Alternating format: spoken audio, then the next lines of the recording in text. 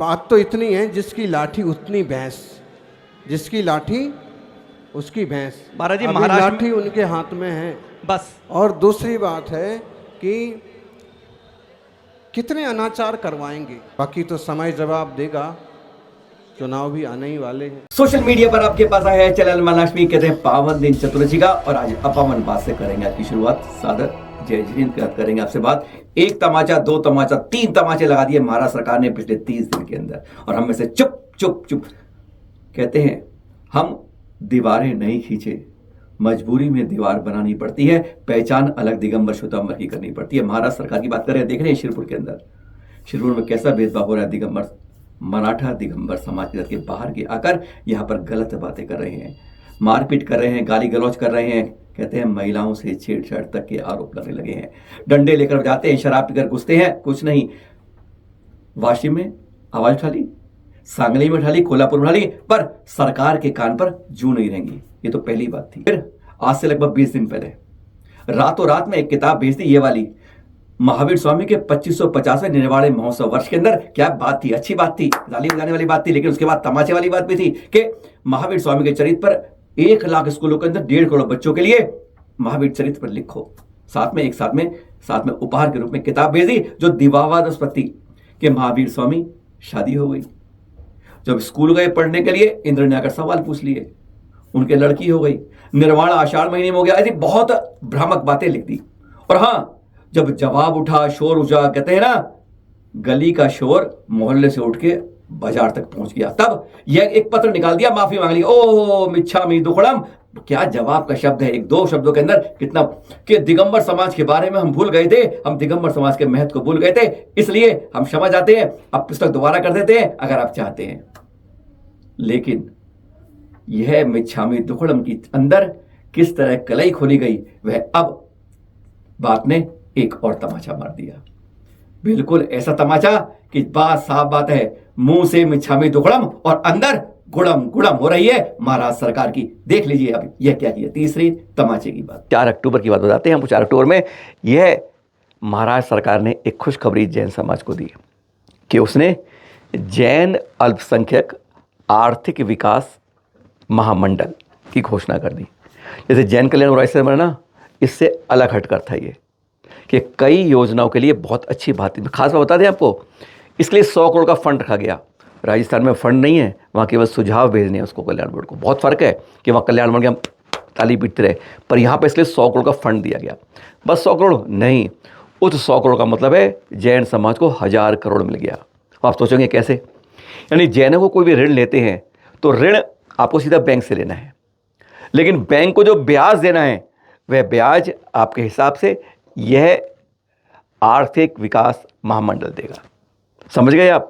यानी मूल तो बैंक दे रहा है, उसको ब्याज इससे मिल रहा है, और हमारे लिए आर्थिक विकास की बात हो रही है। महिलाओं के लिए योजना है, बीच की कई चीज़ें इसमें योजनाएं बनाई हुई हैं, शिक्षा की भी है और व्यक्तिगत रोजगार ऋण भी है। यानी ऋण बैंक से लीजिए, और इसमें ये बहुत अच्छी बात थी, और इसके लिए फिर समाज ने बधाइयाँ भी दी। एक तांता लग गया जैन समाज से बधाइयों का, जैसा आप ये कुछ देख रहे हैं, दी गई। अच्छी बात थी कि महाराष्ट्र सरकार ने जैन समाज की सुन ली। और फिर ये आया महाराष्ट्र सरकार द्वारा गठन, अध्यक्ष का, उपाध्यक्ष का और एक सदस्य का। देख रहे हैं आप ये तीनों नाम एक प्रकार से अन्याय सा हो गया। जो जैन समाज का हिस्सा, आज कहते हैं हम पंथ में बट तो गए हैं, लेकिन उस पंथ के पीछे ऐसा ना करें कि जो बड़ा हिस्सा है उसे इग्नोर कर दें।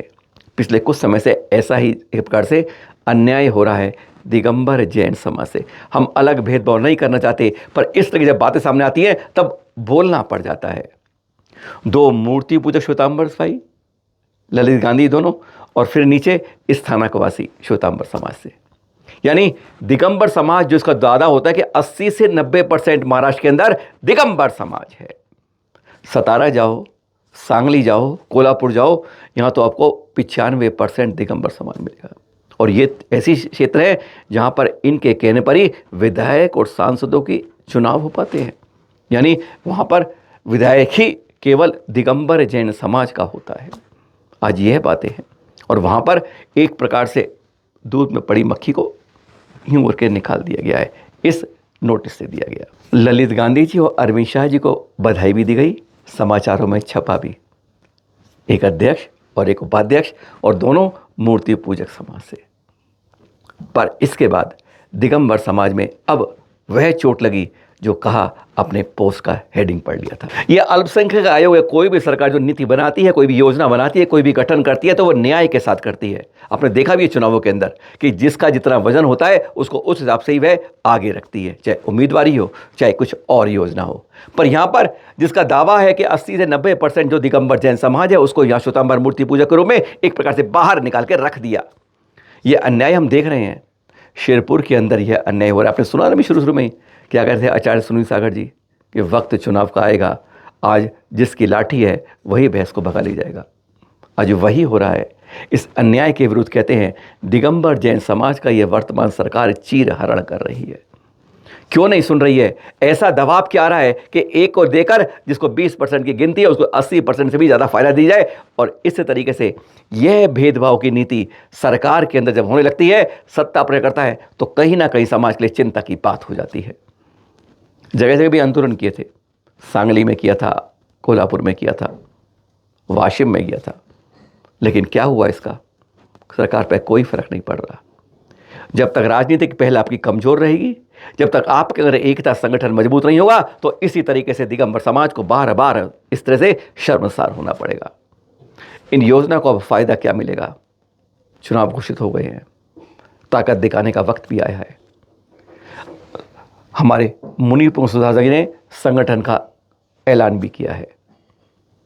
आज इस तरह की बातें जब हो रही हैं तो आवाज उठानी पड़ती है कि सरकार और सत्ता भेदभाव क्यों कर रही है, हमारे जैनों के बीच में ही एक दीवार खड़ी कर रही है।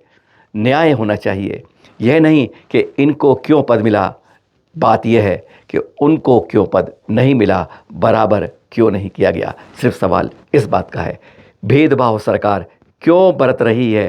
कहते हैं जैन समाज में फूट डल रही। 3 महाविभूतियों का जन्म दिवस है, अवतरण दिवस है। सभी के गुरुवर प्रातः स्मरणीय आचार्य श्री विद्यासागर जी महामुनिराज, और अब उनकी परंपरा में आचार्य श्री समय सागर जी तथा इन सबसे पहले जन्म लेकर 91 वर्ष की पहुंचने वाली गणनी आरिका ज्ञानमती माता जी का। हाँ, कुछ हमारे वंदनीय संतों ने कहा है कि हमें जन्म जयंतियाँ नहीं मनानी चाहिए, पर अल्पज्ञानी है, मूर्ख कहें, बुद्धू कहें, चलल महालक्ष्मी तो हर रोज़ गुणगान करना चाहेगा। किसी भी बहाना, कोई भी मौका मिले, गुरु का पूजन करो, गुरु का गुणगान करो, वंदन करो, नमन करो, स्मरण करो। अरे क्यों नहीं करें हम? सिर्फ ये सोचने वाली बात है। जयंतिया के नाम से मत नहीं उन गुरु, अरे हम अपना जन्मदिन पड़ोसी का सब कुछ बनाने लगते हैं और अपने गुरु का नहीं बनाए, जिन्होंने हमें रास्ता दिखाया, अरे धर्म का मार्ग प्रशस्त किया, नहीं भूल सकते। और आज उन्हीं के बारे में शुरुआत में एक उनका यह याद करते हैं कि उन्हें जब वैराग्य की बातें हुई थी तो कहते 3 कारण, 9 साल की उम्र से ही जब आचार्य शांति सागर जी समडौली की तरफ आए थे, तब कहते हैं तभी से उनके मन में यह रास्ता पहुंचने लगा था। और वैराग्य 3 और से एक आज आपको सुनाते हैं। जी हाँ, मुनि दीक्षा को दूसरा साल था। राजस्थान के केसरगंज की बात कर रहे हैं। और एक दिन दक्षिण से कन्नड़ के बहुत सारे लोग आए और उनमें से एक ने पूछ लिया कि आपके इतनी कम उम्र में दीक्षा के भाव कैसे हो गए। बात यह थी कि कन्नड़ में बात करनी थी, तो कन्नड़ में ही गुरु ने जवाब दिया था।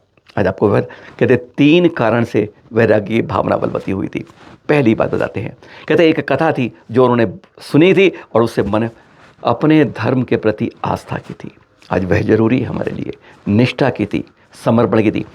एक पंडित था, वह रोज कुएं में उतरता और कहता मैं जलदेव के दर्शन करके आ रहा हूँ, थोड़ी देर में ऊपर तक मैं जलदेव देवता के दर्शन कर लिए और इसलिए मेरा धर्म सबसे ऊंचा है और मैं सब कुछ कर सकता हूँ। और उस पूरे क्षेत्र के अंदर उसकी पूजा होती थी। आप कह सकते हैं ग्वाला था। उस ग्वाला ने हाथ जोड़कर कहा उस पंडित से कि क्या मैं जल देवता के दर्शन कर सकता हूँ? उसने खूब तेज हंसा और उसने कहा अरे मूर्ख, उसके लिए बहुत पूजन करना पड़ता है, निष्ठा करनी पड़ती है, मंत्र करने पड़ते हैं, तब जाके दर्शन होते हैं। उसने फिर पूछा क्या जल देवता के दर्शन होते हैं? कहते हाँ होते हैं, बस वह करना पड़ता है। उसने हाथ जोड़े और अगले दिन का इंतजार करने लगा। रात कैसे बीती कोई नहीं मालूम उसे। वह अगले दिन अपनी पत्नी के साथ बच्चों के साथ कुएं पर आता है और कुएं के अंदर छलांग मार देता है। उसके अंदर निष्ठा थी कि जल देवता के दर्शन करने हैं, सिर्फ इसलिए। छपाक की आवाज आई, पंडित घर से निकला, गांव वाले बाहर से, अरे हुआ क्या, कि कौन कूद गया? कहते वही ग्वाला जो कल पूछ रहा था, वह कूद गया है अंदर। 5 मिनट 10 मिनट हो गए। अब पंडित ने सोच लिया कि तो गया, कितना मूर्ख है, मेरी बात को समझ के कूद गया, कितना पागल है। अब वो पीछे निकल नहीं सकता रहा, निष्ठा का सवाल था लोग सामने, वह भी खड़ा रहा, लोग खड़े रहे। आधा घंटा हो गया, पौन घंटा हो गया, तो देखा उसके बाद अंदर क्या होता है। देखकर अवाक हो गए कि जल देवता उसको दर्शन दे रहे हैं और पूछ रहे हैं, बोल क्या बात है। कारण क्या था, जब वह कूदा था तब अंदर जल देवता सोच रहे थे कि तो कितनी भाव है इसके अंदर, इतना विश्वास है, इसकी आस्था टूटनी नहीं चाहिए, धर्म के प्रति बिगड़नी नहीं चाहिए। तो उसने कहा, बोल क्या मांगता है। तो पता है उस ग्वाला ने क्या मांगा था? उसने कहा, नहीं, मुझे तो सिर्फ आपके दर्शन करने थे, इसलिए मैं आया था, आपके दर्शन हो गए, मैं धन्य हो गया। ये आवाज़ उन सब ने सूझी, हैरान हो गए। कहते हैं पंडित नतमस्तक हो गया, उसके पैर पड़ गया उस ग्वाले के। सिर्फ ये कथा थी जिसने उन्हें दीक्षा के भाव के लिए प्रेरित कर दिया, गुरु और आचार्य श्री को। धर्म के प्रति निष्ठा, आस्था, विश्वास, समर्पण, कहते यही होता है जिससे आप समझते हैं कि आपका चमत्कार होता है। अतिशय भावना अपने अंदर के कर्मों से होती है और यही रास्ते को गृहस्थ से दीक्षा की ओर ले जाती है। मन है नहीं करेंगे, ऐसा रोकेंगे अपने को कि हम गुरु का वंदन नहीं करें, अरे गुणगान भी करेंगे, अरे कल क्या हम रोज करेंगे। ये ट्वीट किया ज्योतिरादित्य सिंधिया जी ने, मंत्री जी ने, खुशखबरी के लिए, कि पता है उन्होंने कि ना, अभी हमारे प्रधानमंत्री ने कब की बात थी, हाँ भारत मंडप की बात थी ना, जब पूरा देश महावीर स्वामी का जन्म कल्याण मना था, तब हमारे प्रधानमंत्री महोदय आए थे ना भारत मंडप में, और उन्होंने वो आके 2500वें निर्वाण कॉलम महोत्सव का शुरुआत की थी, तब एक डाक टिकट जारी की थी। यह उसके बारे में बता रहे हो, कह रहे हैं अब 2 की तैयारी और है, अगले माह तक 2 और जारी होंगी।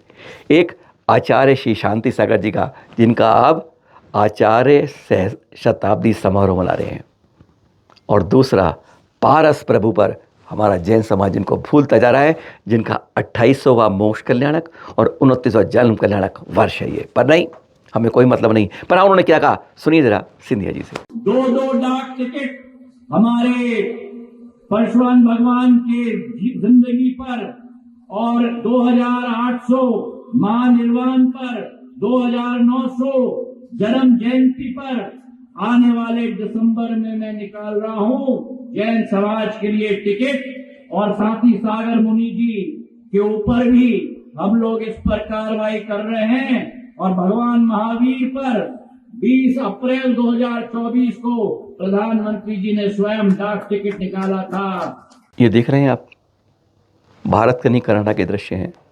पहली बात ध्यान रखिएगा, धर्म तब तक बचता है जब तक राष्ट्र होता है। सबसे पहले राष्ट्र, फिर धर्म की बात आती है, फिर आगे समाज और अन्य आते हैं।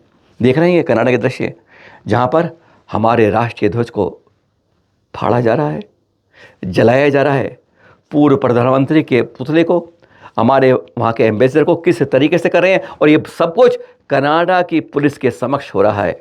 हमारे देश में अलगाववादी ताकतों को बढ़ावा मिल रहा है। इसकी घोर निंदा भर्स न करनी चाहिए, क्योंकि हम अपने देश की एकता की अखंडता के बारे में कभी भी इसके बारे में पीछे नहीं हटे। यह भारत माता की सौगंध हर पुत्र को खानी चाहिए। इस तरह का बहिष्कार करना चाहिए, और जिस तरह की जहाँ भी ऐसी बात होती है उसका कड़ा विरोध करना चाहिए, क्योंकि धर्म से ऊपर राष्ट्र होता है। इसलिए दिखाया जाते जाते आपको यह वीडियो जो हमारे कनाडा के अंदर है, जो शर्म कर सार है, जिसका घोर निंदा सरकार नहीं हर जन को करनी चाहिए। सादर जय जिनेंद्र।